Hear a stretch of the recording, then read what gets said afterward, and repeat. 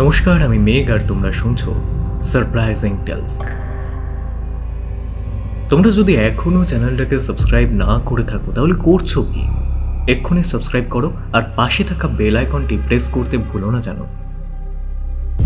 তোমাদের জন্য রইল আজকের বিশেষ গল্প, তিনি তার কলমে, সারেঙ্গি। শুরু হচ্ছে আজকের গল্প।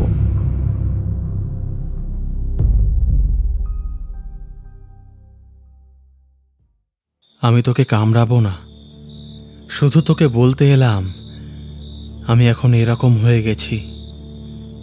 আমার অসুখটা সেরে গেছে। বোধহয় আমি মরবো না দীপ, আমি বেঁচে থাকবো। কিন্তু সরি, তোর সাথে আর থাকা হলো না। তুই এখান থেকে চলে যা ভাই, সকাল হলেই চলে যা।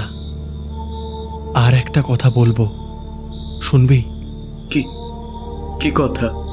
আমি তো এখন আমার মধ্যে নেই। আমার পাশে দাঁড়িয়ে আছে মেয়েটা, আমার পায়ের নিচে রাশি রাশি বিচ্ছে বেড়াচ্ছে। এর মধ্যে নিশ্চয়ই মঙ্গলও রয়েছে। আর আমার বুকের উপর কিলবিলে পা ফেলে শুয়ে আছে বিছেটা, মানে সায়ন। তুই ফিরে গিয়ে একটা নতুন চাকরির ব্যবস্থা কর, আর রিয়ার সঙ্গে সব মিটমাট করে নে। জীবনটা খুব দামি রে, খুব দামি। আমি এখন বুঝতে পারছি, আসলে আমি অনেক ভুল করে ফেলেছি।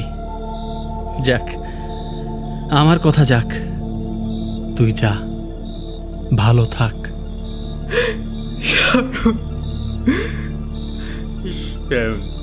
তুই কোথায় সায়ন? কোথায়?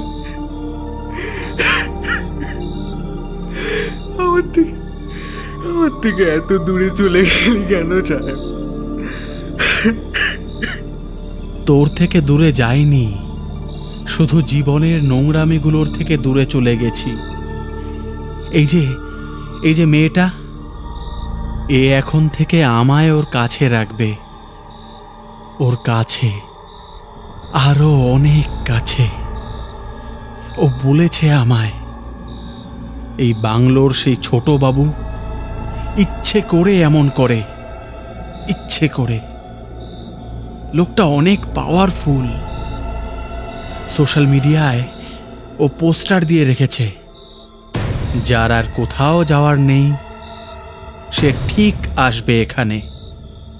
আর বাংলোয় পুরুষ মানুষ এলেই সারেঙ্গি তাকে ডাকবে।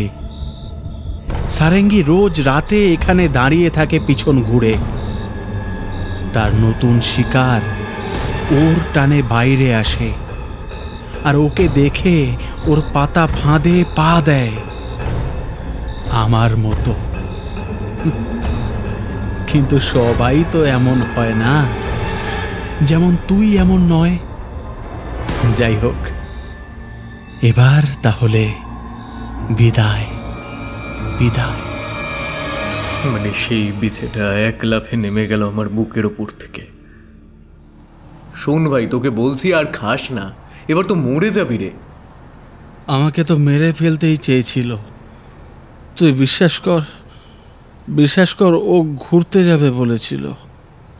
হ্যাঁ, ও বলেছে। আর তারপর বাদবাকি সব কিছু ওই বলেছে। তবু এখন সবাই আমায় গালাগালি দিচ্ছে। তুই আমাকে বল, আমি কি দোষ করেছিলাম? তুই বল আমাকে। ঠিক আছে, আমি তো জানি তুই কোনো দোষ করিসনি, সব দোষ ওর। কিন্তু কি করা যাবে বল? ওর বাবা পুলিশ, একটা মাত্র মেয়ে। তুই ওর সাথে কিছু করতে পারবি না। তুই ওঠ, আস্তে আস্তে চল, ঘরে চল প্লিজ। না, আমি ঘরে যাব না। মানে এই জঙ্গলি এলাকায় এত রাতে তুই কোথায় যাবি? বাইরে যাবি? হ্যাঁ, বাইরে যাব। ওই মাধবীলতা গাছটার কাছে যাব। সে কাল রাতেও এসেছিল, আমি দেখেছি। আজকেও আসবে। আমি আমি ওখানেই যাব, ওখানেই যাব। তুই আবার ভুল করছিস সায়ন। সায়ন, আমার কথা শোন। আমার আর কিছুই করার নেই। দেখ দেখ, আমার সব কিছুই ভুল হয়ে গেছে, তাই আর বাধা দিস না। তুই তুই ঘরে থাক, ঘুমিয়ে নে। তারপর আমি যখন আসব তখন উঠবি, তোকে বলবো, সব গল্প বলবো। না, তুই আমার কথা শোন। কিন্তু না, কথা শুনল না। সায়নটা চিরকালই এইরকম। ওর কিন্তু অনেক গুণ ছিল, খুব ভালো মাথা ছিল অঙ্কে। ওকে আমি বারবার বলেছিলাম সায়েন্স নিয়ে পড়তে। কষ্ট করে যদি পড়তো আজকে আর ওকে ফিরে দেখতেই হতো না। কোনো একটা আইটি সেক্টরে মজায় বসে কাজ করতো। কিন্তু না, ওর শখ ছিল টিচার হওয়া, তাই জোর করে বিএড কলেজে ভর্তি হলো। সেই রকমই প্রিপারেশন নিয়েছে ক্লাস 10-এর পর থেকে। আর আমি একটা বেসরকারি ফার্মের 2 টাকার কেরানি। মুখের কথা ছাড়া আর কি দিতে পারি ওকে? কিন্তু শেষ অবধি আর কারোর কাছ থেকে কিছু নেওয়ার মতো অবস্থাতে থাকলো না। যারা মেয়েটা বড্ড খারাপ, আমি প্রথম থেকেই বলেছিলাম। কিন্তু ও তখন শুনলে তো আমার কথা। কলকাতায় এখন সায়নের মুখ দেখানোর কোনো উপায় নেই। সোশ্যাল মিডিয়া, টিভি চ্যানেল, চায়ের দোকান, কোথাও বাকি নেই ওকে নিয়ে গসিপ হতে। পাবলিক দেখতে পেলেই ওর দিকে ইট পাটকেল ছুঁড়ছে। হাতাহাতি হয়ে গেছে অনেকবার। গায়ের জোরে ওর সাথে বন্ধুদের মধ্যে খুব একটা কেউ পেরে উঠতাম না। একমাত্র রাতুল মাঝে মাঝে ওকে কাত করতে পারত। এখন নিউজগুলো দেখে রাতুল আর আমাদের ফোন ধরে না, ব্লক করে দিয়েছে দুজনকেই। শুনে সায়ন শেষ হয়ে আসা গ্লাসটা আছাড় মেরে ফেলে লাল চোখে তাকিয়ে আমায় একদিন বলেছিল, আরে ছাড়বে, ও তো কুত্তা, সালা নেমক হারাম, বেঈমান সালা। ওর মুখে থু থু। কে কি বলেছে সেটা শুনে লেজ গুটিয়ে পালিয়ে গেল? হ্যাঁ, ভিজে বেড়াল। কেন রে? ও কোনোদিন করেনি এইসব? হ্যাঁ, ও যায়নি কোনোদিন বড়তলা? আমি নিজে দেখেছি ওকে স্টেশনে নামতে। আমাকেও তো কয়েকবার বলেছে ওর সঙ্গে যেতে।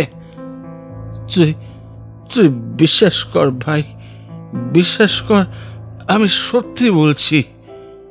শোন, আমি তো বিশ্বাস করি। আমি তোকে বিশ্বাস না করলে আর কাকে করব বল?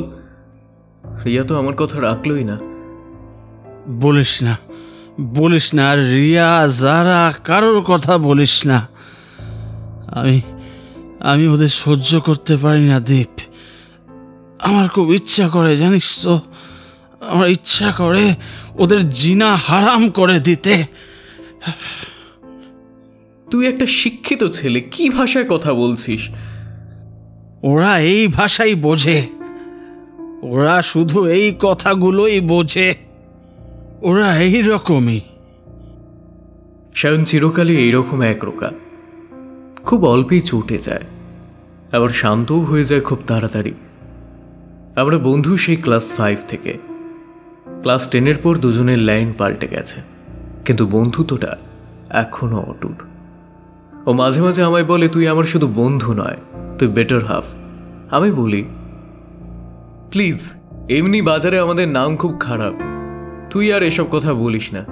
এবার শিওর লোকে আমাদের গে ভাববে। কি সালা ফালতু কথা যত বলে একটা তুড়ি মেরে উড়িয়ে দিয়েছে সব কথা। কিন্তু এখন ও নিজেই উড়ে যেতে বসেছে আমার চোখের সামনে থেকে। যদি সময় মতো ধরা পড়তো, আমার যদি একবার বলতো, আমি ট্রিটমেন্ট করাতাম। এখনো যে করাইনি তা নয়, কিন্তু যার রোগ হয়েছে সে যদি নিজেই কন্ট্রোল না করে, তাহলে কে ওকে বাঁচাবে? ওষুধ কাজ করে তখনই যখন তাকে সেটা করতে দেওয়া হয়। একটা মানুষ যদি যতটা ওষুধ খাচ্ছে তার চেয়ে বেশি বিষ খায়, তাহলে কি করে রোগ সারবে? এইসব বলতে গেলেই সায়ন বলে, এই চুপ কর, অত জ্ঞান দিস না প্লিজ প্লিজ। আমি আর নিতে পারছি না এসব। ভেবেছিলাম নিজে জ্ঞান দেব, অনেক ভালো ছাত্রছাত্রী তৈরি করব। ছোটবেলায় আমরা পড়েছিলাম না দীপ, তোর মনে আছে যে শিক্ষক হলো মানুষ গড়ার কারিগর? Bogus damn it. আমরা এখানে এসেছি 3 দিন হলো, ঝাড়গ্রামে আছি। জায়গাটার নাম ঢুঙি কুসুম। এখানে যেমন হাতি তেমনি চারিদিক জঙ্গলে ঘেরা। ইচ্ছে করেই এমন একটা জায়গায় আছে। কি করব? সায়নের মুখ চিন্তা আর কারো বাকি নেই। সোশ্যাল মিডিয়ার দৌলতে ওকে সবাই চেনে। যারা বলে একটা মেয়ে যে এত ডার্টি হবে, সেটা সত্যিই সায়ন ভাবতে পারিনি। ওর বাবা কলকাতা পুলিশের খুব বড় মাপের একজন অফিসার। সামনে থেকে আমি একবারই দেখেছি লোকটাকে, তবে দেখে পুলিশ কম, অ্যান্টি সোশ্যাল মনে হয়েছে বেশি। যাই হোক, মেয়েটা কিন্তু খুব সুন্দর। মুখটা এমন ইনোসেন্ট করে রাখে সবসময়, যেন মনে হয় ভাজা মাছটা উল্টে খেতে জানে না। কলেজে ফার্স্ট ইয়ারে পড়ে সবে। নিজেই সায়নকে প্রাইভেট টিউটর হিসেবে চেয়েছিল। তারপর নিজেই সায়নকে, যারা তুমি পড়বে না? না দেখো, আমি না এখন একদম পড়ার মুডে নেই। সে কি, তুমি আগের দিনও পড়লে না, আজকেও পড়ছো না? এরকম করে শেষ পর্যন্ত রেজাল্ট খারাপ হলে শেষে তো আমারই দোষ হবে টিউটর হিসেবে। দূর, তুমি ওসব ছাড়ো তো। তুমি কি শুধু আমার টিউটর নাকি? তুমি তো আমায় ছাড়ো। কি করছো? চলো না, আমার বেডরুমে চলো, তোমায় একটা জিনিস দেখাবো। চলো। কিন্তু মানে কেউ যদি? কেউ জানবে না, বাড়িতে কেউ নেই। চলো। প্লিজ না। তুই জানিস দীপ, ও আমাকে নিজে নিয়ে গেছে ওর বেডরুমে। তারপর সেখানে আমার মাথা ঠিক ছিল না। অত সুন্দরী একটা মেয়ে চোখের সামনে যদি নিজেই এক একটা করে সব আড়াল সরিয়ে কাছে আসে, তারপর ওই কিস করে, আমাকে জোর করে শুইয়েছিল ওর সাথে। সব বলেছে আমায় সায়ন আমাকে নিজের চ্যাটগুলো দেখিয়েছে। প্রত্যেকবার মেয়েটা নিজেই ওকে ইনসিস্ট করেছে। এবার ওরা যখন দীঘায় গেল, আমি পই করে বারণ করেছি। শোন ভাই, আমি তোকে বলছি, ও তোকে ইউজ করছে। আউটিংয়ে যাওয়ার দরকার নেই। দূর, আমি কি ওকে বারণ করতে পারি? ও বলেছে সমুদ্রে যাবে। আসলে মেয়েটার তো মা নেই, ও খুব দুঃখী রে। আর কিছু বলিনি আমি। একটা দীর্ঘশ্বাস ফেলে চলে এসেছিলাম। তারপর সায়নী আবার কথা বলল। আমি সবে ফিরেছি। একটা সাহিত্য সভায় ছিলাম মাঝের হাটে। ফিরতে বেশ বিকেল হয়েছে। আমি থাকি দক্ষিণ 24 পরগনার বজবজে। লেখালেখি করে বেশ চলে যায়। চাকরিটা বেশি দিন টিকবে না জানি। একে তো বেসরকারি অফিস, তার উপর কাজের প্রচুর চাপ। আমি আর পেরে উঠছি না। সবসময় যদি কাজের কথা ভাবি, তাহলে ছন্দ মেলাবো কি করে? আমার এই ছিটিয়ালটার জন্যই হয়তো রিয়া ছেড়ে চলে গেছে। শোনো, তুমি কবিতা নিয়েই থাকো, আমি আর তোমার সাথে থাকছি না। এমনি তো প্রায় 3 মাসের বাড়ি ভাড়া বাকি পড়ে আছে। এছাড়াও আরও অনেক জায়গায় অনেক লোক টাকা পায়। তুমি যেভাবে চালাচ্ছ, এভাবে চললে আমি কোথায় গিয়ে দাঁড়াতেই পারবো না। তাই আমি আসছি। তুমি চলে যাচ্ছ মানে? আর ফিরবে না? না, তবে ভেবো না যে আমি তোমার ডিভোর্স দিয়ে দেবো, সেটাও দেব না। দায়িত্বজ্ঞানহীন মানুষ তো তুমি, তাই অন্তত তোমাকে একটা বাঁধনে বেঁধে রাখতেই হবে। আমি ওকে আটকাইনি। কি হবে আটকে? যে যেতে চায় সে যাক। কবিরা কখনো ভিক্ষা চায় না। কিন্তু এই দিকে সায়নটাকে নিয়ে খুব বিপদে পড়ে গেছি। হন্তদন্ত হয়ে এসেছে আমার একতলা ভাড়া বাড়িটা। দোতলায় বাড়িওয়ালা থাকে, খিটখিটে রকমের একটা বুড়ো। তার স্ত্রী নেই, ছেলে মেয়ে কেউ নেই। একাই থাকে, সারাদিন টিভি দেখে আর গায়ে পড়ে এর সাথে ঝগড়া করে। আমাকে পাকাপাকিভাবে বারণ করেছে। এই তুমি আমার বাড়িতে বেশি রাত অবধি কোনো লোকজনকে ডাকবে না, আর হ্যাঁ, সিগারেট খাবে না কিন্তু। সে কি, সিগারেট খাবো না কেন? না না, সিগারেটের ধোঁয়া দোতলাতে এসেও ঢোকে, সিগারেটের গন্ধে ক্যান্সার হয়, যে খাবে তার তো হবেই। দেখুন মশাই, বাড়িটা আপনার হতে পারে, তবে একতলাটা আমি ভাড়া নিয়েছি, প্রতি মাসে দাম দিচ্ছি আপনাকে। তাছাড়া বন্ধু বান্ধবরা তো আমার বাড়িতে আসে, আগের বাড়িতেও আসতো। আপনি এইসব ব্যাপারে দয়া করে নাক গলাতে আসবেন না প্লিজ। না না, এই কথাগুলো তাকে বলিনি, এমনি তো খুব কম টাকায় ভাড়া পেয়েছি বাড়িটা, তারপর প্রতি মাসে ভাড়াও দিতে পারি না। বেশি কিছু বললে যদি চোটে গিয়ে তাড়িয়ে দেয় তখন যাব কোথায়? যতই হোক এডুকেটেড পারসন, রাস্তায় তো গিয়ে বসতে পারি না। চুপচাপ মাথা নিচু করে বসে একটা কবিতা লিখছি, হঠাৎ বেজে উঠল কলিং বেলটা। একটা না বাজছে, সুইচটা যে টিপেছে সে আঙুলটা আর ওঠায়নি। কে এলো? উঠে গিয়ে দরজাটা খুললাম। হুড়মুড় করে সায়ন ঢুকলো, আমায় ঠেলে ভিতরে ঢুকে নিজেও ঢুকে এলো। কি কি দেখতে হয়েছে রে তোকে? শরীর খারাপ নাকি? হ্যাঁ বস বস, তো ঘেমে গেছিস দেখছি। ফ্যানের স্পিডটা বাড়ি, দাঁড়া, ফ্যানটাও তেমন। ভাই ভাই ভাই, আমি শেষ হয়ে গেলাম, আমি পুরো শেষ হয়ে গেলাম। মানে? তুই জানিস না? না তো, কি হয়েছে? ওর মোবাইলটা আমায় দিল। কি করব? সোশ্যাল মিডিয়া ওপেন কর, দেখতে পাবি সব। আমিও তাই করলাম, আর করেই দেখলাম চিৎকার পড়ে গেছে সায়নের নামে। ভাইরাল হয়ে গেছে ভিডিওটা, সায়ন আর জারার ইন্টিমেট ভিডিও। প্ল্যান করে ভিডিওটা বানানো হয়েছে। এইসব কি সায়ন? ভাই আমি জানি না। Stop this nonsense. জানিস না মানে? পরিষ্কার তোকে দেখতে পাচ্ছি। হ্যাঁ হ্যাঁ, কিন্তু কিন্তু এরকম যে হবে আমি ভাবিনি।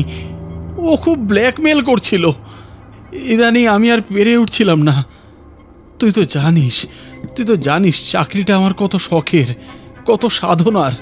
আমার একটা হিউজ টাইম স্কুলে কেটে যায়, তারপর নিজের বাড়ির সমস্ত কাজ নিজেকেই করতে হয়, তো উইকেন্ড ছাড়া আমি পারছিলাম না।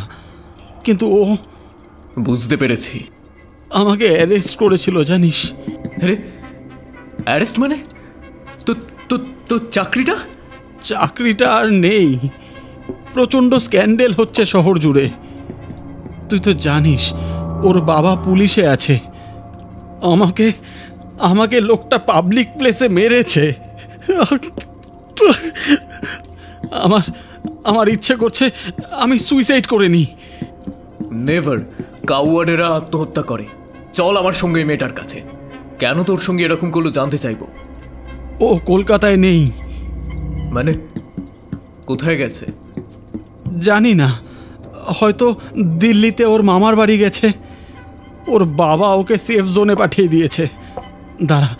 দাঁড়া তোকে দেখাচ্ছি। বলেই সে ট্রোল করে আর একটা ভিডিও দেখালো। আলু থালু চেহারায় একটা খুব সুন্দর মেয়ে, কান্নায় যেন ভেসে যাচ্ছে।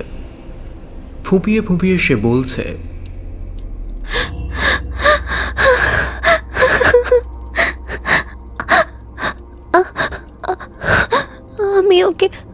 আমি ওকে ট্রাস্ট করেছিলাম, কিন্তু ও আমাকে খুব ব্ল্যাকমেল করতো। আমি আর পারছিলাম না। ফাইনালি আমাকে ব্যাপারটা পাবলিক করতেই হলো। আমি আর পারছি না। ইচ্ছে হচ্ছে মরে যাই। না না, আপনি কেন মরবেন ম্যাম? যে অন্যায় করেছে শাস্তি তো তার পাও না। আপনি ভাববেন না, আপনি আবার মন দিয়ে পড়াশোনাটা শুরু করুন। জীবন এখন অনেক পড়ে আছে। নামি দামি নিউজ চ্যানেলের রিপোর্টাররা সহানুভূতিতে সব যেন কুলফি মালাইয়ের মতো গলে যাচ্ছে, কিন্তু কারোর মাথায় আসছে না যে ভিডিওটা যারা পেল কোথা থেকে। আরে বাবা, ওর প্রোফাইল থেকেই তো পোস্ট হয়েছে। তাহলে টিউটারের সাথে সেক্স করার সময় কি ও নিজেই শ্যুট করেছিল ভিডিওটা? আরে বাবা, ব্ল্যাকমেল যদি হয়েই থাকে তাহলে সেটা কার পক্ষে বেশি সম্ভব? এই প্রশ্নটা কেউ করছে না, জাস্ট কেউ না। আর ওর বাবাকেও দেখলাম পাশে।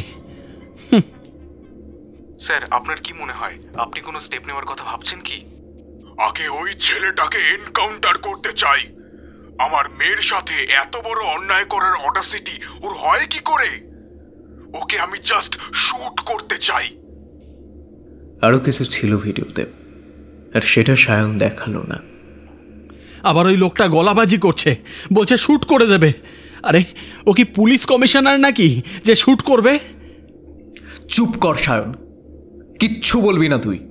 তোর কাছে কোনো প্রমাণ আছে নিজেকে ডিফেন্স করার মতো? আছে, দেখবি। এই দেখ, এই যে এটা 7 তারিখের মেসেজ, আর আর এটা 12 তারিখের, আর এই দেখ এটা 14 তারিখের। দেখছিস তুই? সান, আই মিস ইউ বেবি। তুমি আজ কটার সময় আসবে? আজ কিন্তু একটু বেশিক্ষণ থাকতে হবে। পরীক্ষার খাতা দেখার কাজ আছে বলে চলে যেতে পারবে না কিন্তু আজ। কাজটা সত্যিই খুব জরুরি। আমি পরে একদিন যাচ্ছি। ওকে, বাই। কি, তুমি সত্যিই তাহলে আজকেও এলে না? না, পারলাম না আজকে। শোনো না, আমি সানডে যাব। হবে না, কাল 6:30টায় এসো, না হলে। আরে আজ কেন যাব? আজ তো সবে বুধবার। আমি তো 2 দিন আগেই গেলাম। যারা প্লিজ, আমি আর পারছি না, বিশ্বাস করো প্লিজ, বোঝো, আমি আজ আসছি না। ভেবে বলছো তো? তুমি 5টার মধ্যে না এলে আমি 5টা একই ভিডিওটা পোস্ট করব। ভিডিওয় কি আছে তুমি জানো তো? ওটা সবাই দেখার পর তোমার কি হবে সেটা বুঝতে পারছো তো? হবে মানে? শুধু আমার হবে? হ্যাঁ, তোমার হবে না? তুমি তো একটা মেয়ে। সো হোয়াট, এটাই তো আমার অ্যাডভান্টেজ। খালি বাড়িতে একা ছাত্রীর সুযোগ তো শিক্ষকেরা নিয়েই থাকে। My darling.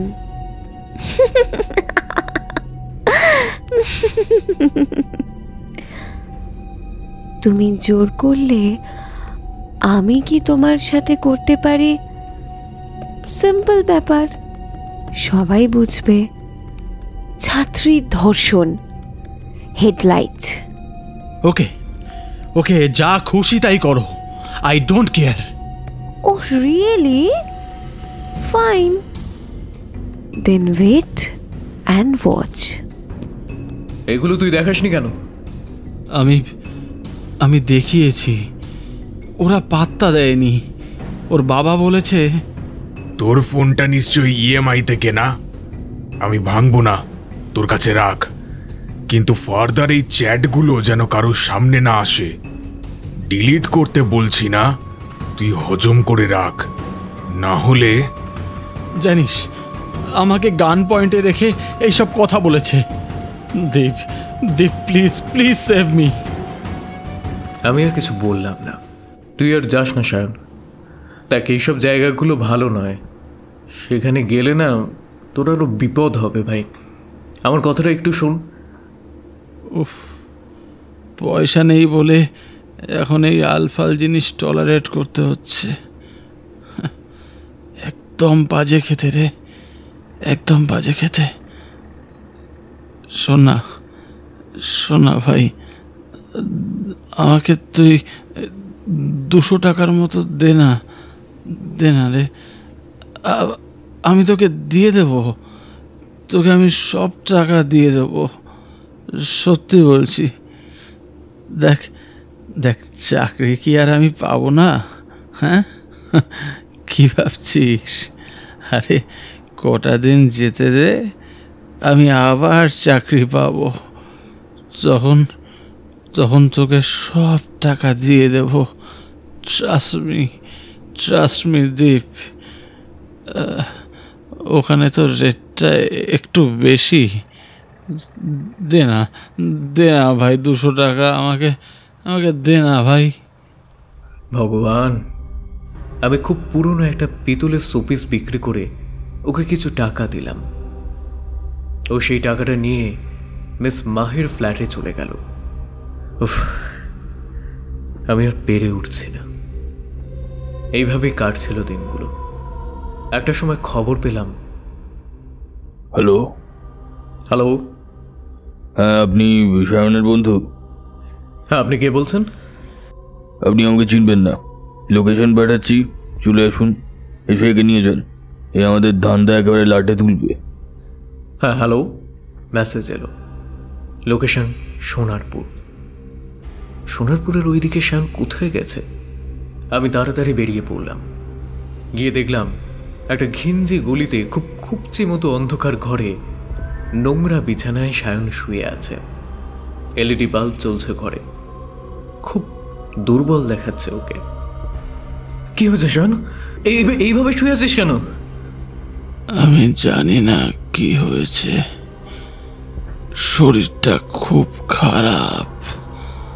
তুই তুই আমায় নিয়ে চল। আমি একা যেতে পারবো না বলে মাইকে বললাম তোকে ডাকতে। আমায় নিয়ে চল ভাই।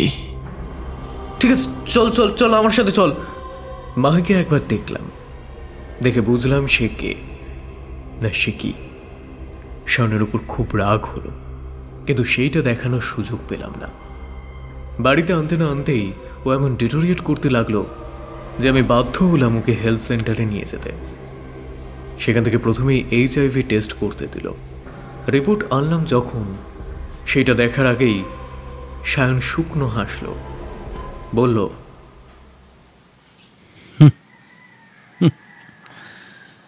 সব শেষ হয়ে গেছে না রে? তো লজ্জা লাগা দরকার। কারণ HIV টেস্ট করতে দিয়েছিল, রিপোর্ট পজিটিভ।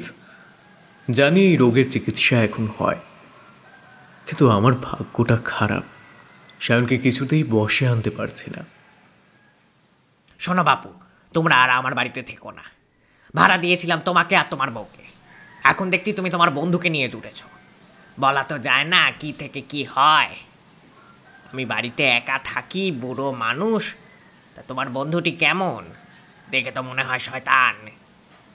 আর ওর ব্যাপারে কিছু কথা আমি শুনেছি। এসব ভিডিও ভিডিও বাবারে। যাক যাক, যা ভাড়া বাকি সেই সবার দিতে হবে না। তোমরা যাও যাও যাও যাও, বিদায় হও। মানে লোকটার মুখের উপর আর কোনো কথা বলতে পারলাম না। কিছু নেই আর আমার।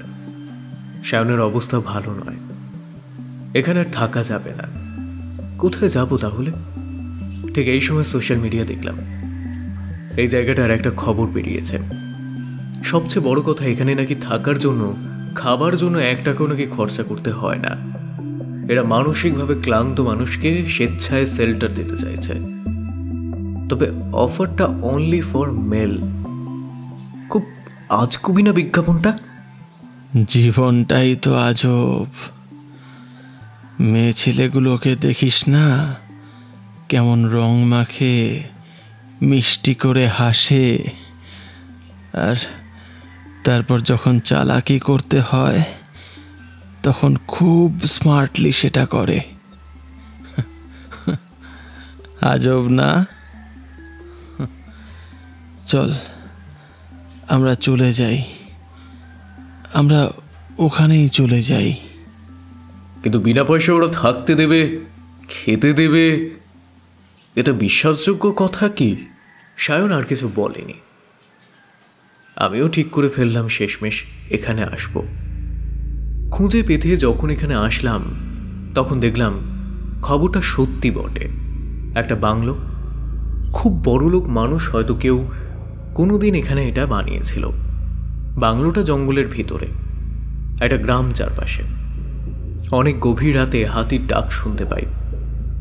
জঙ্গলের একটা নিজস্ব ছন্দ আছে। আমি এরকম জায়গায় আগে কখনো আসিনি, এবার এসে বেশ ভালো লাগলো। কবিরা একটু অসাধারণ জিনিসই পছন্দ করে।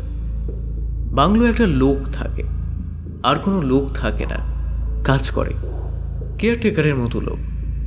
তার নাম মঙ্গল। বয়সে 40-45 মতন হবে, পেটাই চেহারা। আমাদের স্বাগত জানিয়েছে সেই।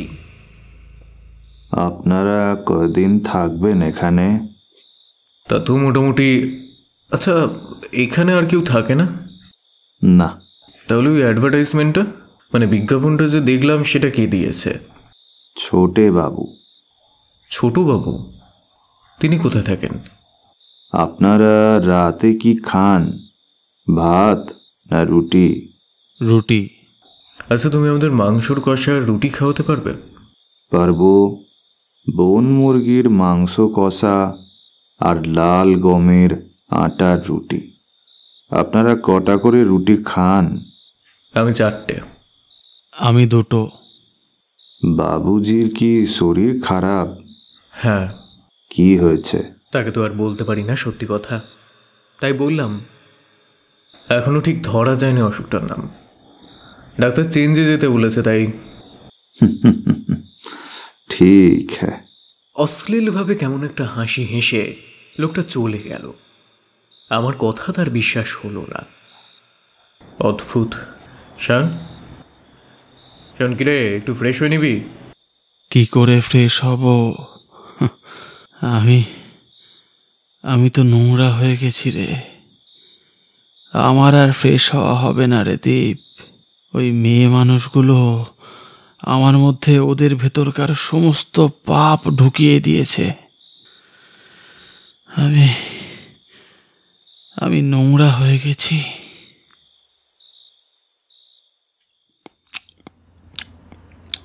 বলছি তোর এখানে ভালো লাগছে?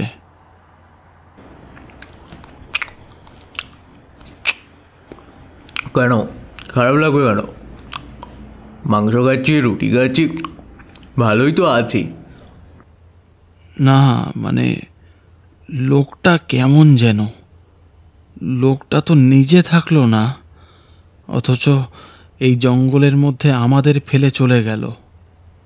হয়তো একবেলা কাজের মাইনে পায়, তাই হয়তো 2 বেলা থাকলো না। তোর কি আমার সাথে থাকতে ভয় করছে নাকি? ধ্যাত, তোর খালি আর কি।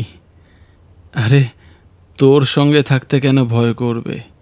তুই কি বাঘ না ভাল্লুক? হ্যাঁ, আরে আমি তো আক্রান্ত, HIV আক্রান্ত একটা মানুষ। Shaon, please stop. শোন, তুই একটু ঘুমানোর চেষ্টা কর। আর তুই?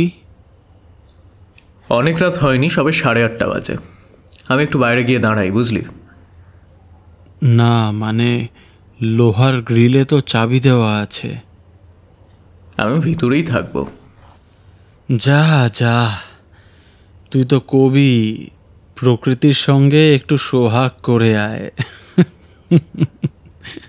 আমি ততক্ষণ একটু এখানে চেষ্টা করি।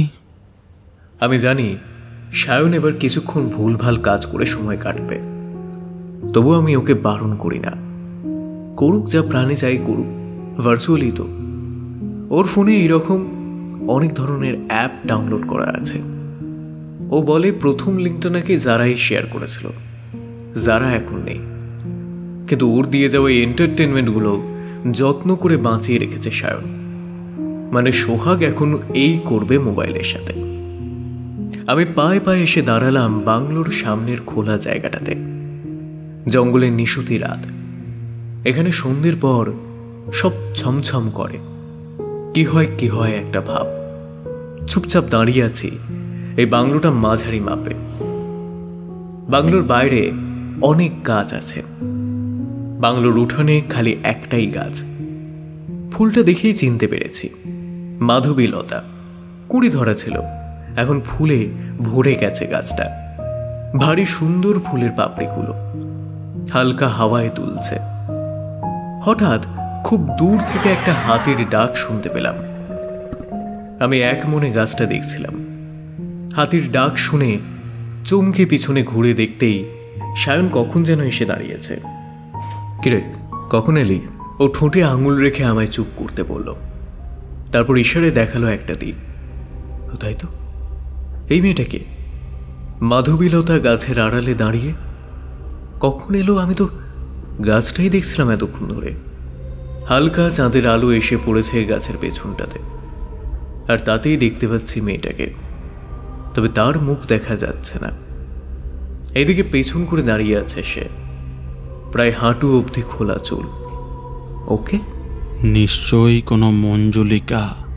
ও শাট আপ, তুই কখন এলি? অনেকক্ষণ। তুই যখন গাছটা দেখছিলিস তখন এসেছি, আর এসেই দেখেছি মেয়েটাকে। হ্যাঁ রে ভাই, মেয়েটা বাংলোর ভেতরে এলো কি করে? দরজা তো তালা দেওয়া, তাহলে কি ও বাংলোর ভেতরেই ছিল? দাঁড়া, ওকে গিয়ে জিজ্ঞেস করি। না, আমি বারণ করেছি। চল আমরা ভিতরে চলে যাই। ও অচেনা, আমাদের দেখলে হয়তো ভয় পাবে। দূর, ভয় পাবে না ছাই, খুব মজা পাবে। একসঙ্গে দুটো ছেলেকে দেখলে ভীষণ মজা পাবে। সত্যি তুই নোংরা হয়ে গেছিস সায়ন, বলে আমি চলে গেলাম। মাঝে মাঝে রাগ দেখানোর দরকার আছে। পেছন থেকে পায়ের আওয়াজ পেয়ে বুঝলাম সায়নও আসছে। ঘরের ভিতর এসে আমি একটা জানলার সামনে বসলাম। হাওয়া আসছে জানলাটা দিয়ে। জ্যোৎস্না রাত, সায়ন শুলো ওর বিছানায়। বলল, ওই মেয়েটা নিশ্চয়ই খুব সুন্দরী হবে বল, অত বড় চুল। আচ্ছা, ও পিছন ঘুরে দাঁড়িয়েছিল কেন বলতো? না মানে, আমরা তো গাছটা দেখছিলাম, তাহলে ও কি দেখছিল? কোনো কথার উত্তর দিলাম না। রাতটা কেটে গেল এইভাবেই। আমি একটা কবিতা লিখলাম। পরদিন সকালে মঙ্গল এলো। ডিম পাউরুটি খেতে দিয়েছে আমাদের। সায়ন তাকে বলল, আচ্ছা, এই বাড়িতে একটা মেয়ে থাকে না? মেয়েটা কে? মানে এখানে যেসব গেস্টরা আসবে তাদের এন্টারটেন করার জন্য ওকে ছোটবাবু রেখেছেন নাকি? সব কথাটা শুনেই সায়নের চোখ মুখ লাল হয়ে গেল।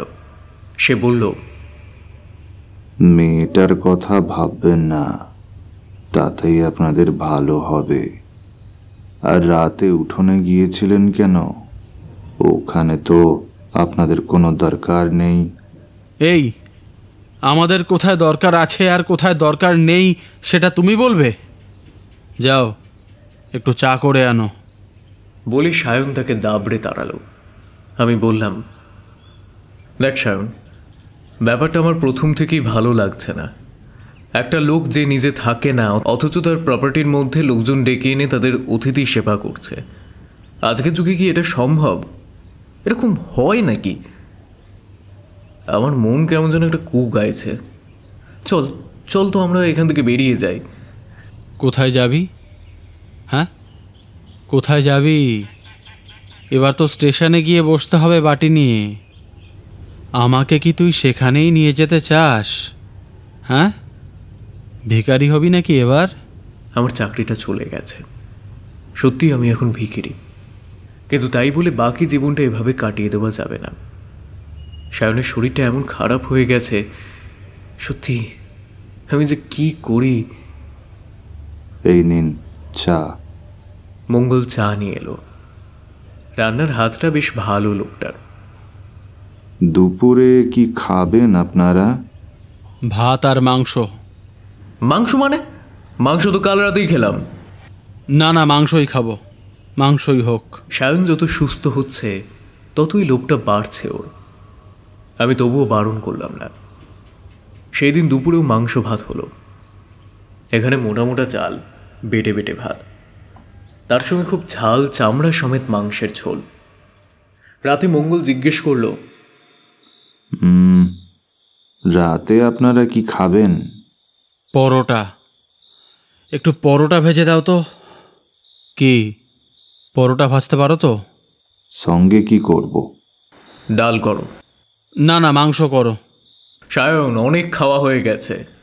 আমি আরও খাবো, তুমি মাংস করো। মঙ্গল লোকটা মাংস আনে কোথা থেকে সেটা আমিও জানি না, তবু সে বলল, ঠিক হ্যাঁ, মাংসই করে দিব। সন্ধে হলো। অল্প রাত হতে না হতেই মঙ্গল চলে গেছে মেন গেটে চাবি দিয়ে। খাবার দাবার গুছিয়ে দিয়ে গেছে, আর যাওয়ার আগে সায়নকে বলে গেছে, রাতে ওই গাছটার কাছে যাবেন না বাবু, আপনি একটু সাবধানে থাকবেন। কিন্তু সায়ন সাবধান হয়নি। আগের রাতটা জেগে কাটিয়েছি বলে মাঝের রাতে আমি ঘুমিয়ে পড়েছিলাম। হঠাৎ আমার বিছানার কাছে এসে সায়ন চুপি চুপি আমায় ডাকলো, দীপ, এই দীপ, দীপ। কি হয়েছে? সেই মেয়েটা আবার এসেছে। কোন মেয়েটা? আরে সেই যে অনেক বড় চুল, সেই মাধবীলতা গাছের মেয়েটা। তুই গিয়েছিলি ওকে দেখতে? ভাই, আমি কতদিন একটাও মেয়ের কাছে যাইনি বলতো। এখানে একটা মেয়ে আছে, তার উপর সে আবার গভীর রাতে আসে,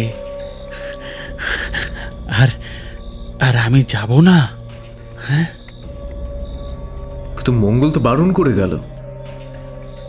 করুক, ও হিংসে করে আমায়। দেখিস না, সবসময় খালি আমাকে বলে সাবধানে থাকতে। ও আসলে আমায় হুমকি দেয়। আচ্ছা, মেয়েটা কি ওর রক্ষিতা? আমি জানি না, প্লিজ এখন ঘুমোতে দে। আরে আরে শোন না, কথা আছে। বলে সে বলতে লাগলো, আরে আমি তো গিয়ে দাঁড়িয়েছিলাম, তো প্রথমে মেয়েটা ছিল না। আমি গাছের ফুলগুলোই দেখছিলাম। আসলে চাঁদের আলোটা খুব ভালোভাবে ফোকাস করে এই সময়টায়। গাছটাকে এই সময় খুব ভালো দেখায়। মনে হয় একটা মেয়ে সবুজ আর লাল রং মেশানো শাড়ি পরে দাঁড়িয়ে আছে সাদা আলোর নিচে। আর সেটাই আমি দেখছিলাম, জানিস। তারপর হঠাৎ একটা টিকটিকি ডাকলো কাছেই। আমি চমকে দেখলাম সেই মেয়েটা আবার এসেছে, সেইভাবে দাঁড়িয়ে আছে। আর তারপর কি হলো জানিস? কি হলো? তারপর আমি পায়ে পায়ে এগিয়ে গেলাম মেয়েটার কাছে। তারপর সব গাছগাছালির মধ্যে যদি এখন একটা সাপ খোপ থাকতো, তুই আমাকে আরো বিপদে ফেলবি দেখছি।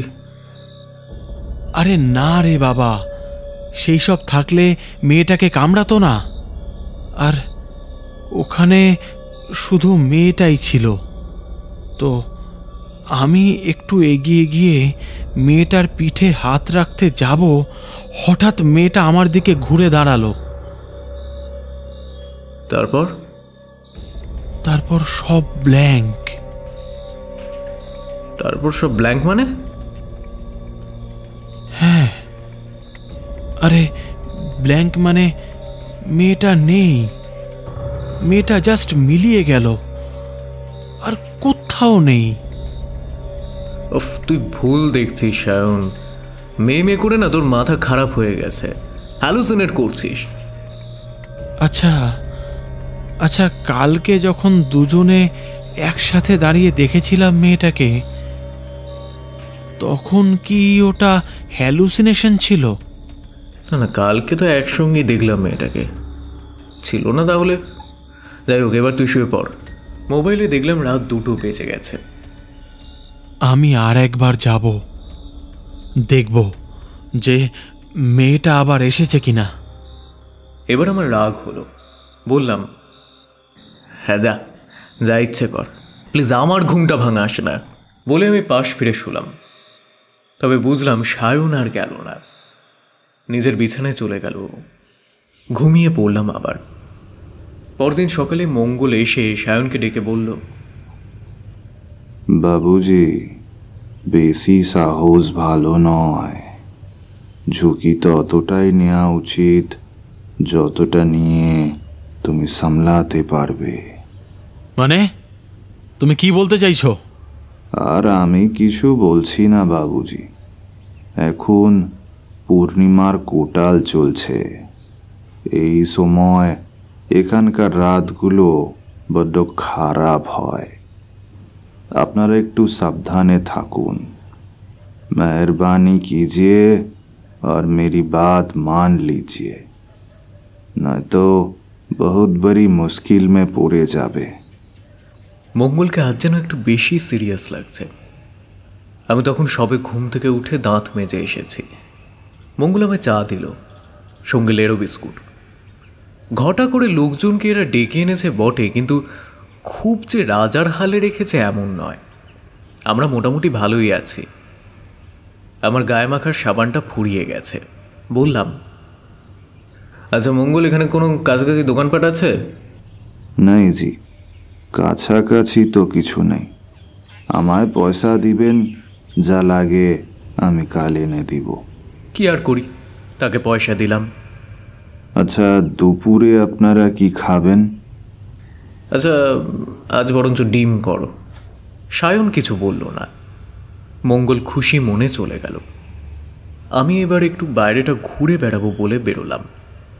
সায়নকেও বলেছিলাম, ও বলল, না, আমি আর যাব না, আমার শরীরটা খারাপ করছে। ঠিক আছে, তুই তাহলে একটু রেস্ট কর, আমি ঘুরে আসছি বলে আমি বেরোলাম। ঝাড়গ্রাম জেলা জঙ্গলে ঘেরা একটি অখ্যাত গ্রাম হলো এই ঢাঙ্গি কুসুম। এখানে আছে ঝর্ণার শোভা, চারপাশে শুধু সবুজ, একেবারে আদিম পটভূমি। ভাবতে অবাক লাগে, একটা সময় সমস্ত জায়গাটাই ছিল জঙ্গলের গর্ভে। ধীরে ধীরে মানুষ জঙ্গল কেটে সেখানে বাসস্থান তৈরি করেছে।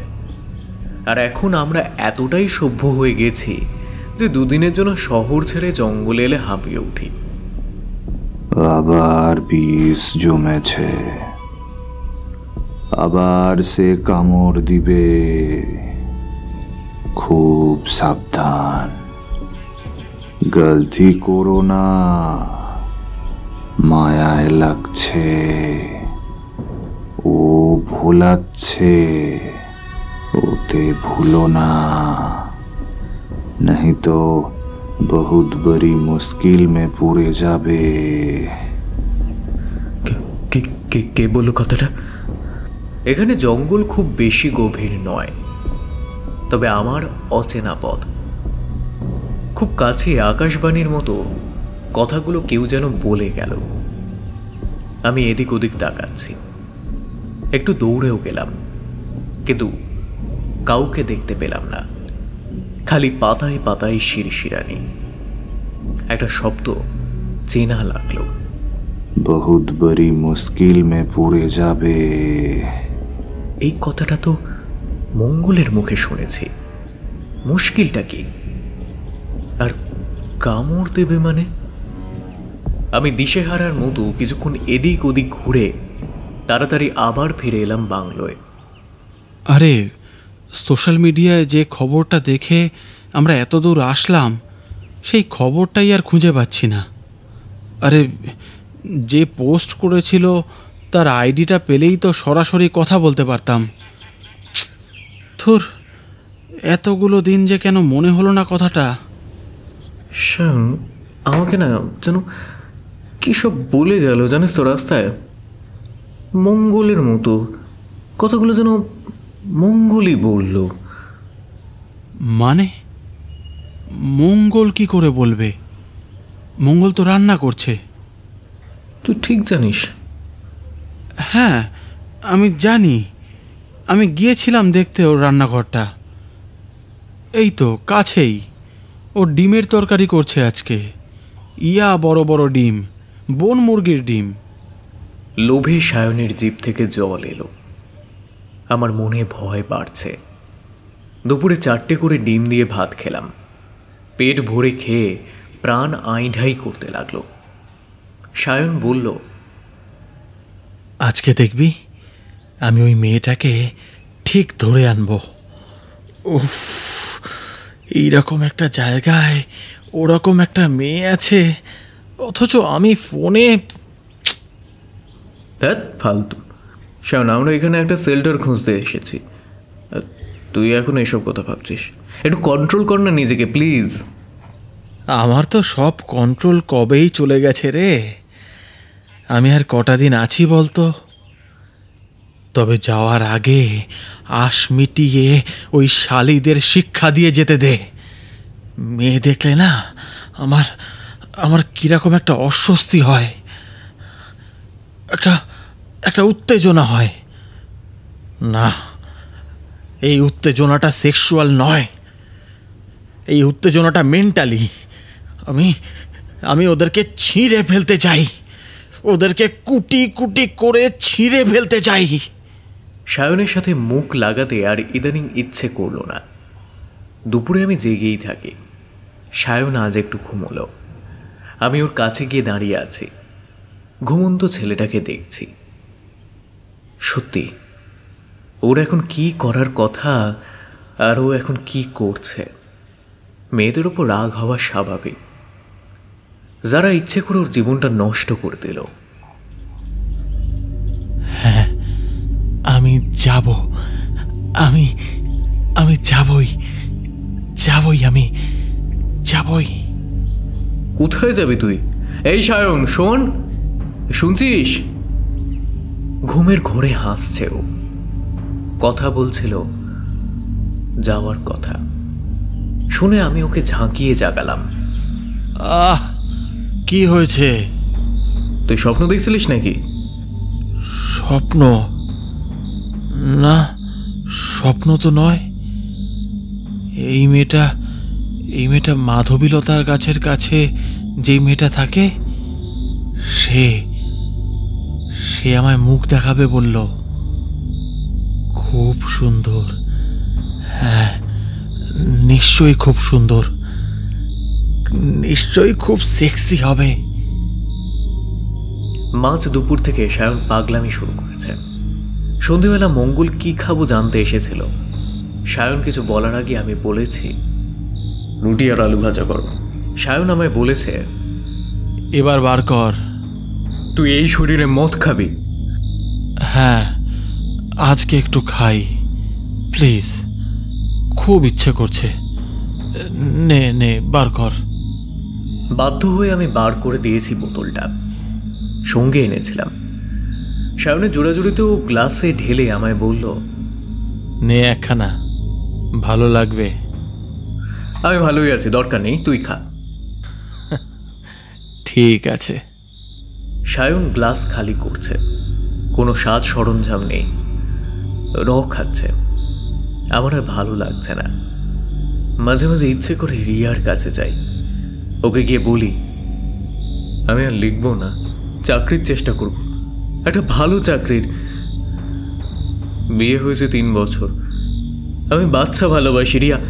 রিয়া আমার কাছে ফিরে এসো, আমরা নতুন করে শুরু করি। কিন্তু সায়নের মুখের দিকে চেয়ে সেই স্বপ্ন আমার ছাই হয়ে যায়। রিয়া নিশ্চয়ই সায়নকে অ্যালাউ করবে না, আর এই মুহূর্তে আমার পক্ষে সায়নকে ছেড়ে দেওয়া সম্ভব নয়। আমি বারান্দায় দাঁড়িয়ে আছি। মঙ্গল এসে বলল, বাবুজি আমি থালি রেডি করে দিয়েছি, এবার চলে যাব। তবে আপনাকে একটা কথা বলি, ওই বাবুজি ভুল করছেন, আপনি একটু সামলান ওনাকে। ছোটে বাবুর ওপর আমি কথা বলি না, কিন্তু আমি আর পারছি না এইভাবে, আপনি একটু দেখুন। মঙ্গল তুমি রহস্য তৈরি করেছো অনেকদিন ধরে, একটু বলবে যে কি বলছো? না বাবু, এর বেশি আর কিছু বলার সময় এখন নয়। আমি নেমক হারাম নই, আমার মালিককে কেউ গালি দিবে সে আমার সহ্য হবে না। আমি এখন আসি। বলে মঙ্গল চলে গেল। আমি বেশ কিছুক্ষণ বাইরে থেকে ঘরে এলাম। এখানে ইলেকট্রিসিটি আছে, কিন্তু খুব দুর্বল তার অবস্থা। হলদিরে একটা ল্যাম্প জ্বলে ঘরে, পাখাটা যে ঘোরে সেটাও বোঝা যায় না, সামান্য হাওয়াও লাগে না গায়ে। সায়নের জন্য একটা খাট আছে, আর আমার জন্য 2 চওড়া বেঞ্চ জোড়া ছোট্ট শোবার ব্যবস্থা। আগে হলে আমরা একসঙ্গে শুতাম, কিন্তু এখন আর তা হয় না। জীবনের প্রতি মায়া সবারই থাকে। লোকটা সত্যি ছোঁয়াচে। খালি বোতলের দিকে হতাশ চোখে চেয়ে আছে সায়ন। আমার কষ্ট হলো ওকে দেখে। ধুস, শেষ হয়ে গেছে। আচ্ছা ঠিক আছে, আমি কালকে মঙ্গলকে দিয়ে আনিয়ে নেব। সত্যি বলছিস ভাই? তুই সত্যি বলছিস? তুই আমাকে খুব ভালোবাসিস না? থাক, অনেক হয়েছে, আর ঢং করতে হবে না। কোনো কথাই তো শুনিস না আমার। আরে আরে শুনি তো, তোর কথাই তো শুনছি। আরে আমি যখন শেষবারের মতো ঘুমিয়ে পড়ব তখনও তোর কথা শুনেই ঘুমোবো, তোর কথা শুনতে শুনতেই যাব। শাওন, আমার কষ্ট হয় এইসব কথা শুনলে। প্লিজ একটু চুপ কর। না, রুটি আলু ভাজা খাবো না। প্রসঙ্গ পাল্টে বলল সায়ন। খাবি কেন? তোর তো পেট ভরে গেছে। না, সেই জন্য নয়। আমি না এখন মাংস আর ডিম ছাড়া কিছু খেতে পারছি না, জানিস? আমার ভিতরে যেন একটা হিংস্র মাংসাশী বাসা বেঁধেছে। সে শুধু মাংস চায়, রক্ত চায়। সায়নের চোখ মুখ আমার অচেনা লাগলো। কেমন যেন, এ কোন সায়ন? এভাবে তো কোনোদিন ওকে কথা বলতে দেখিনি। তবুও নিজেকে সামলে বললাম, সায়ন একটা কবিতা লিখেছি, শুনবি? বল। আচ্ছা ঠিক আছে, দাঁড়া খাতাটা আনি। বলি খাতাটা এনে ওকে কবিতা পড়ে শোনাতে লাগলাম। তোমার দুচোখের অতল গভীরতা আমার সর্বনাশের নজির। কোনো প্রমাণ দেওয়া দরকার নেই, আমার সব ক্ষতির মূল তোমার ওই দুটি চোখ। চুপ কর, চুপ কর, চুপ কর। আমার আর ভালো লাগছে না। এইসব চোখ, মুখ, ঠোঁট এসব আমার আর ভালো লাগে না। ইচ্ছে করে ওদের পুরো শরীরটা আমি কুচি কুচি করে কেটে রাস্তায় ছড়িয়ে দিই। কি আর করি? কবিতার খাতা বন্ধ করে দিলাম। আমি বোধহয় পাগল হয়ে যাচ্ছি।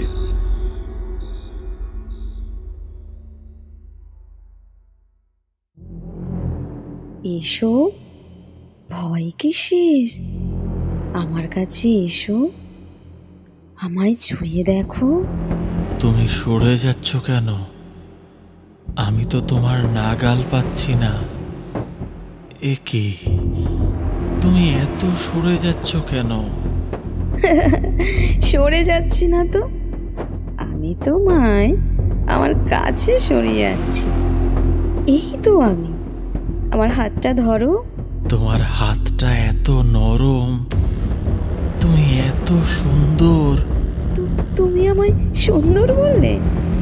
হ্যাঁ, যার হাত এত সুন্দর তার মুখ নিশ্চয়ই আরো সুন্দর হবে। চাঁদের আলোয় তোমার হাতটা ঠিক একটা সাদা পাথরে তৈরি পরীর হাতের মতো লাগছে। তোমার মুখের উপর থেকে ওড়নাটা সরিয়ে দাও, আমি একটু ভালো করে দেখি তোমায়। আমার মুখ দেখলে যদি তোমার ভয় করে? করবে না, আমার সাহস আছে। বেশ, তাহলে তুমি নিজেই আমার মুখের আড়াল সরিয়ে দেখো।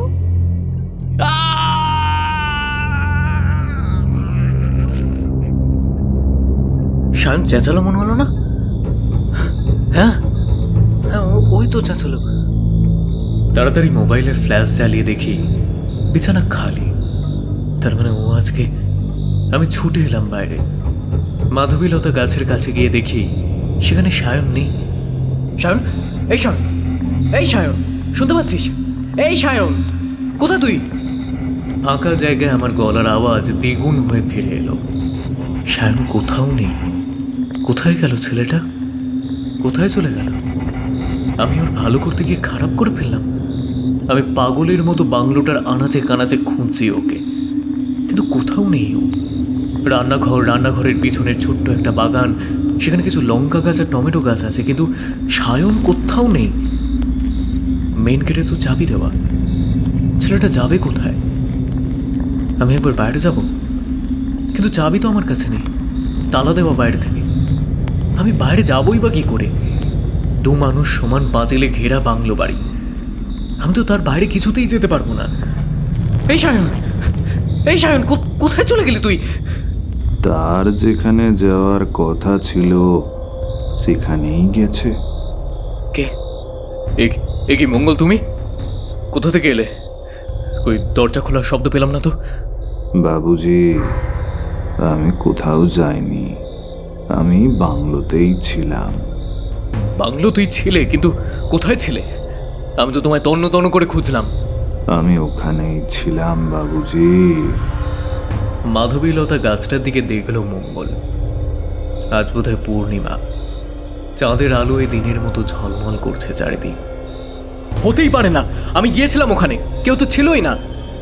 আমি এখানেই ছিলাম বাবুজি, আমি এখানেই ছিলাম, কিন্তু আপনার বন্ধুকে আর পাবেন না, সে হারিয়ে গেছে। সায়নকে আর নেই? नहीं, जिंदा है, लेकिन अपनी আর তাকে খুঁজে পাবেন না। ও ফর গড সেক মঙ্গল, দয়া করে সহজ করে বলো। ও আমার বন্ধু, ও বড্ড অসহায়, বড্ড অসুস্থ ছেলেটা। কোথায় গেল সে? আমি কি জবাব দেবো নিজের কাছে এখন? আমি যা বলবো তাকে আপনি বিশ্বাস করবেন বাবুজি। এখন আর বিশ্বাস অবিশ্বাস করার মতো কিছু নেই, তুমি যা বলবে বলো। আপনার বন্ধু অভি এক বিচ্ছু হয়ে গেছে। হোয়াট বিচ্ছু? মানে বিছে? জি, খুব সাংঘাতিক বিছে, যাকে বলে কাঁকড়া বিছে। কাঁকড়া বিছে? কিন্তু কিভাবে? ও সারেঙ্গির মুখ দেখতে চেয়েছে।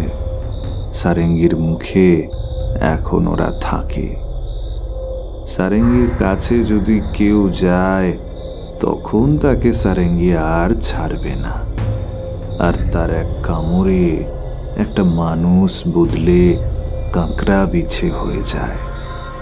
এ আমার নিজের চোখে দেখা বাবুজি, আমার নিজের চোখে দেখা। सारंगी बहुत रूठे हैं, वो मर्द लोगों को थोड़ा भी रियाद करे ना। কিন্তু সারেঙ্গিটাকে? ওই যে ওই গাছটাই সারেঙ্গি আছে। আবার মাধবীলতা গাছের দিকে দেখালো মঙ্গল। আরে ওটা তো একটা ফুল গাছ। হ্যাঁ, ওটাই তো সারেঙ্গি। সারেঙ্গি এখানকারই মেয়ে, জঙ্গলের মেয়ে আছে। ওর মা বাপ কোথায় তা কেউ জানে না। আমি ওকে গভীর জঙ্গলের ভিতর থেকে কুড়িয়ে পেয়েছিলাম, নিজের কাছে রেখে মানুষ করেছি।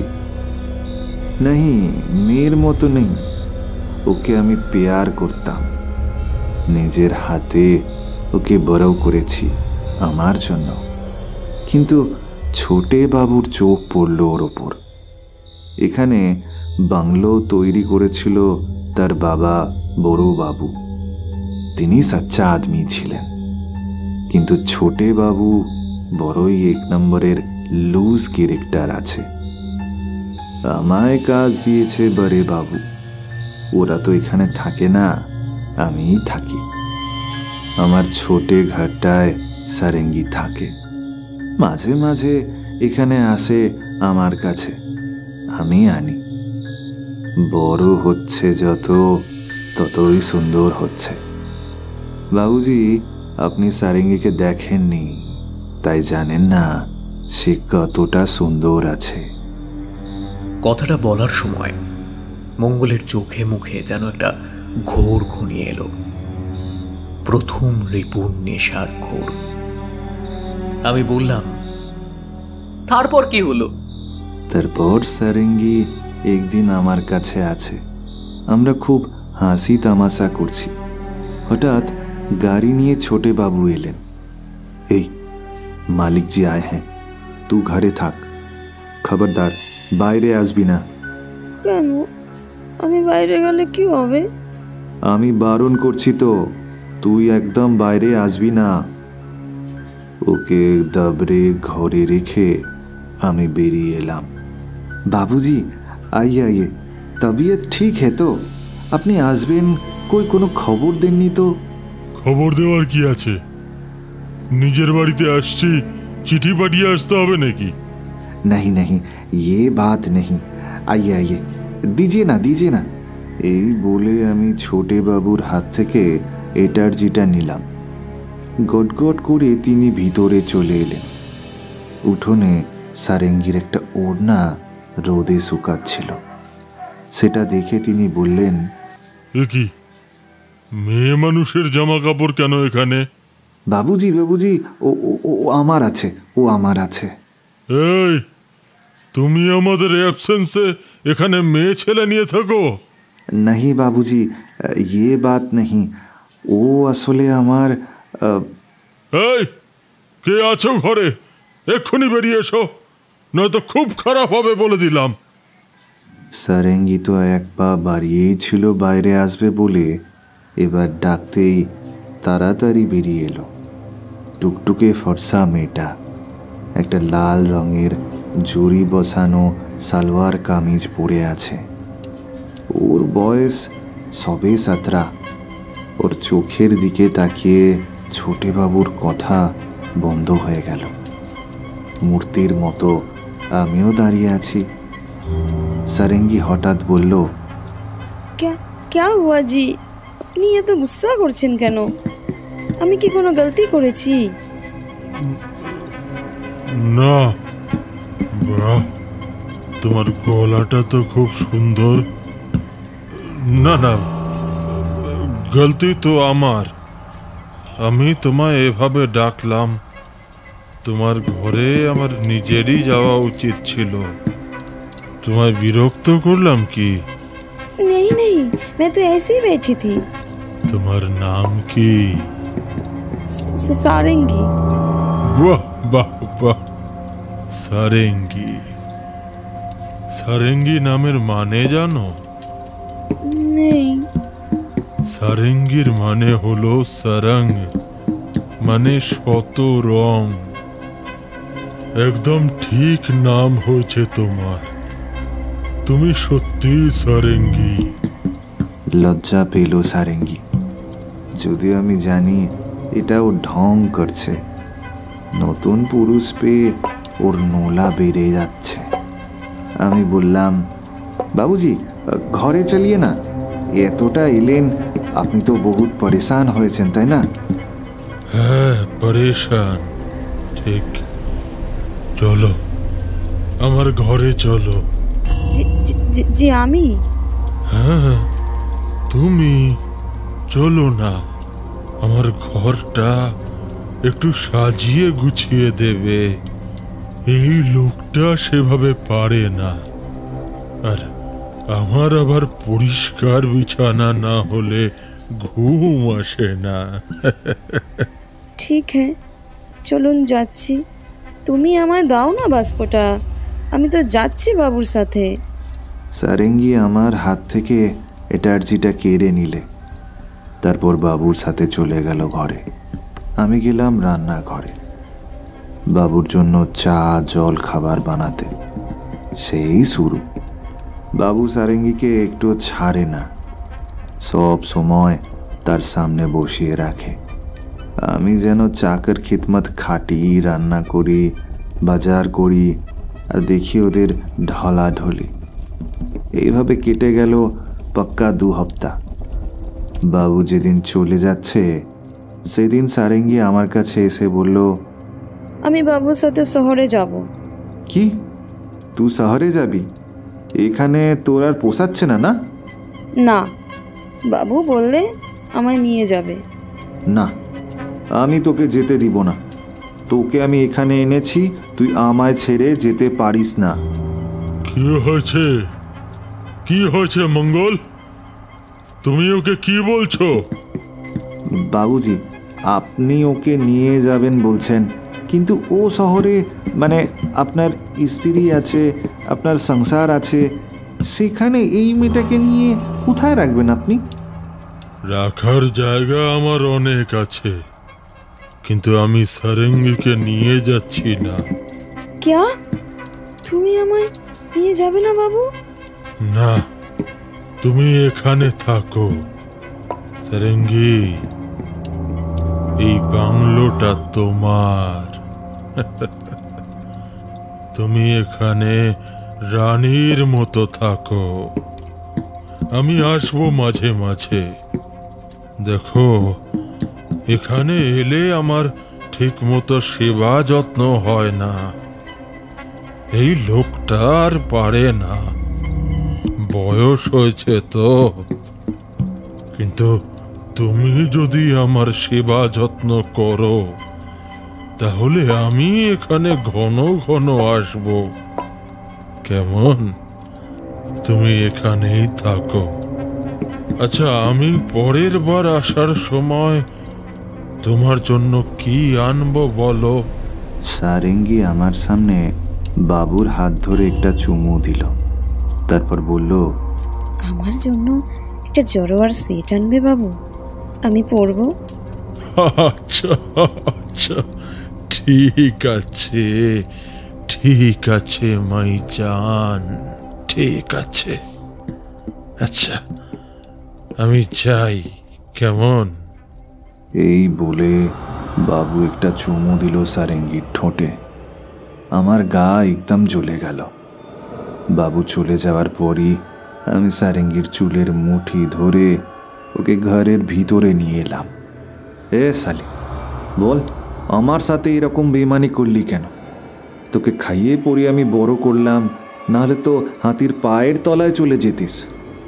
এখন আমাকে ছেড়ে চলে যাচ্ছিস? এত বড় নিমুখারামগিরি করলি আমার সাথে? ছাড়ো, কেন মারছো আমায়? আমি কি তোমার সাথে থাকতে পারি? বুড়ো কোথাকার, তোমার কি আছে যে তুমি আমাকে রাখবে? নিজেই তো চাকর তুমি। বাবু আমাকে বহুত পেয়ার করে, দেখলেই তো কত ভালোবাসলো। এই বাংলোটা আমার, বুঝলে? তুমি আমার গায়ে হাত দিচ্ছ কোন সাহসে? যাও যাও, ঘরের বাইরে চলে যাও, নয়তো আমি বাবুকে সব জানিয়ে দেব, তখন তুমি বুঝবে। না রে, না রে সালি, তুই আর পারবি না। তোকে আমি... ছাড়ো, আমার লাগছে তো। ছাড়ো বলছি। কিন্তু আমি ছাড়িনি ওকে। গলা টিপে শেষ করে দিয়েছি। হ্যাঁ, মেরে ফেলেছি বাবুজি, আমি মেরে ফেলেছি ওকে। বদতমিজ এক নম্বরের औरत আছে, খতম করে দিয়েছি। তারপর ওকে নিয়ে এসে এইখানে পুঁতে দিয়েছি। আবার মাধবীলতা গাছের দিকে দেখালো মঙ্গল। ওই গাছটার তলায় একটা মানুষ পোঁতা আছে। কিন্তু বাবুজি, সারেঙ্গি মরল না, ও মরেনি। ওকে আমি পুঁতে দিলাম, তার ঠিক পরের দিন রাত্রে আবারও বেঁচে উঠল। বেঁচে উঠল? তার মানে? হ্যাঁ, বেঁচে উঠল। ওই যে ওখান থেকে উঠে এলো। আমি অনেকটা মহুয়া খেয়েছিলাম সেদিন। এখানেই বসে আছি, চাঁদের আলোয় রাত ঝলমল করছে। অনেক দূরে হাতি ডাকছে, আমি বসে আছি একা। সারেঙ্গির কথা মনে পড়ল। এমন অনেক চাঁদের রাতে আমি ওর সঙ্গে বসে কাটিয়েছি এখানে। হাওয়ায় ওর মাথার চুল উড়ে আমার বুকে লেগেছে। আমি নিজের হাতে ওর ওড়না ঠিক করে দিয়েছি অনেকবার। আজ সেই সারেঙ্গি মাটির তলায়। আমার অনেক কষ্ট হলো বাবুজি। বললাম, সারেঙ্গি, তোকে আমি সচমুচ প্যার করতাম রে, আর তুই আমার সাথে নটঙ্কি করলি, তাই তোকে মরতে হলো। কে বলেছে আমি মরে গেছি?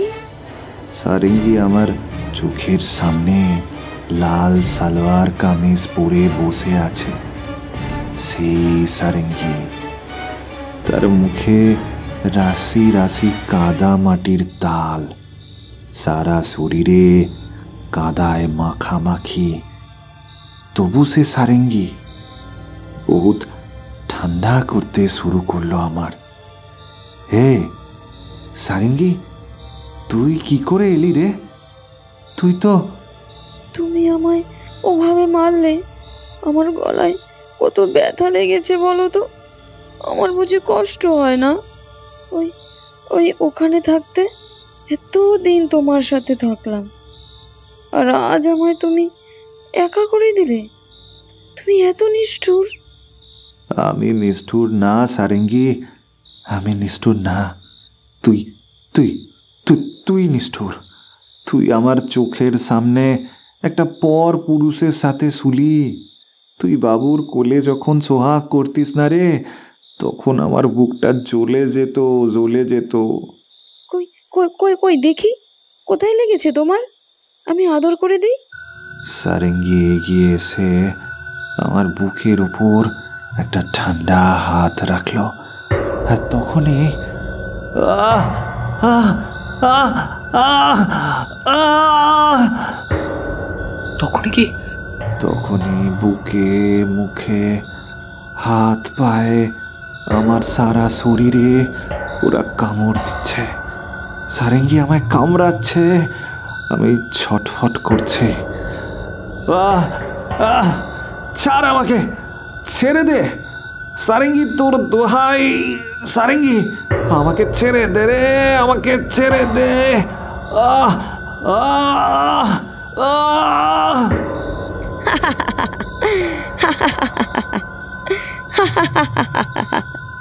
সারেঙ্গি হেসে পাগল, সে হা হা করে হাসছে।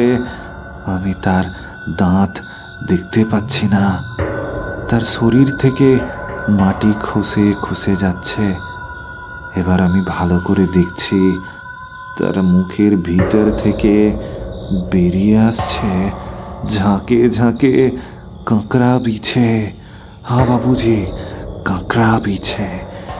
তার সারা শরীরে বাসা বেঁধেছে ওরা। সারেঙ্গির হাতে আঙুল নেই, আছে কাঁকড়া বিছের মাথা দুটো। দাঁড়া দিয়ে বিছেগুলো আমায় ছিঁড়ে খুঁড়ে খাচ্ছে।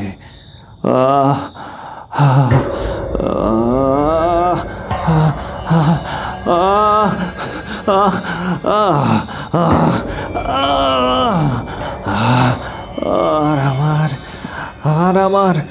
আর আমার কিচ্ছু মনে নাই, কিচ্ছু মনে নাই, কিচ্ছু মনে নাই। কিন্তু তুমি কিন্তু তুমি তো... আমি যে কথাটা বলতে চাইছি সেই কথাটা আর বলতে দিল না মঙ্গল, কারণ আমার সামনে সে আর নেই। মঙ্গল, এই মঙ্গল, কোথায় গেলে? আমি এগিয়ে তাকে খুঁজতে যাব, হঠাৎ কিসের উপর যেন পা পড়ে গেল। আমি চমকে পা সরিয়ে নিয়ে দেখি একটা প্রমাণ মাপের কাঁকড়া বিছে। তার দুই দাঁড়ায় খিদে আমার পায়ের চেটো কামড়ে ধরবে বলে সে তৈরি হচ্ছে।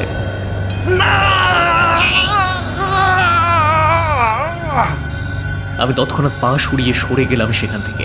অন্ধের মতো ছুটছি, ছুটতে ছুটতে কখন যেন এসে পড়েছি মাধবীলতা গাছটার কাছে। হুমড়ি খেয়ে গাছের উপর পড়তেই আমার সারা শরীর ঠান্ডা হয়ে গেল। গাছ কোথায়? এ তো একটা মেয়ে, হাঁটু পর্যন্ত চুল, সে মুখে ঢাকা দিয়ে দাঁড়িয়ে আছে। আমি ছেড়ে দাও, ছেড়ে দাও, বিশ্বাস করো, কিছু চাই না, আমায় মেরো না প্লিজ, মেরো না প্লিজ। ও তোকে মারবে না। কেন মারবে?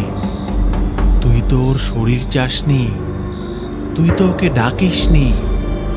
ও তোকে কিচ্ছু করবে না। সায়ন, এই সায়ন, সায়ন তুই কোথায়? আমাকে আমি তোকে আমি তোকে দেখতে পাচ্ছি না কেন? দেখতে পাচ্ছিস, চিনতে পারছিস না? তার মানে সায়ন দেখ, আজকের রাতটা নিশ্চয়ই সত্যি নয়, আমরা একটা স্বপ্ন দেখছি, একটা ভয়ের অবাস্তব স্বপ্ন। কিন্তু ভাই তুই আর আমাকে বলাস না, তুই আমার সামনে আয়, আমি এখান থেকে এক্ষুনি বেরিয়ে যাব। না, এখন অনেক রাত, বাইরে হিংস্র জানোয়ার রয়েছে, এখন তুই বেরোস না, সকালে বেরিয়ে যাবি, কিন্তু তুই একা, আমি নয়। শান্ত, তুই আমার সাথে এরকম কেন করছিস ভাই? আমি কিছু বুঝতে পারছি না, আমার ব্ল্যাঙ্ক লাগছে। তুই আমার সামনে আয়, আমি তোকে একটাবার দেখতে চাই। আমি তো তোর সামনেই আছি, তুই তো আমায় দেখতেও পারছিস। কোথায় কোথায় তুই?